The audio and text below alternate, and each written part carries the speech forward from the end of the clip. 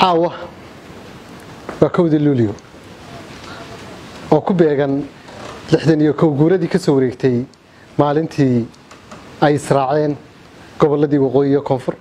maalintii ay xoroobeen gobolada koonfureed iyo maalintii la dhidbay ee la taagay dawladnimada weyn ee Soomaaliyeed munaasabada aawadeed anigoo ku hadlaya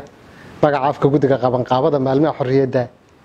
waxaan rabaa halkan inaan uga jeediyo shacabka Soomaaliyeed meel kasta ay joogaan dhalinyaro waayeel waxgarad aqoon-yahan reer miyi reer magaal qurba joog iyo dal joog meel kasta in aan halkan uga jeediyo codsi fariin iyo baaq kaasoo ah si aan u weyneyno calankeena xorriyaddeena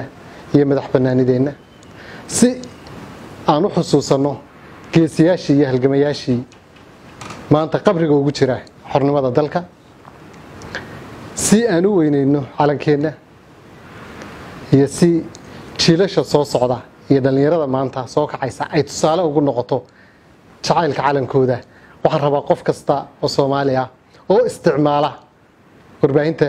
bulshada ama social media in uu ka dhigto face ama waxa loo yaqaan profile calanka Soomaaliya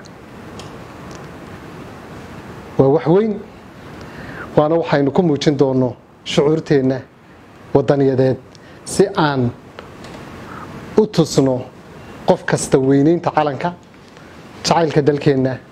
iyo calankiisa waxaan rajaynayaa in baaqaasi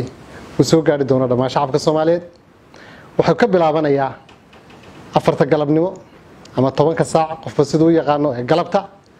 waxaanu profile-kaasi socon doonaa ilaa berrito markay saacada bacda casr 4 galabnimo ama 10 saac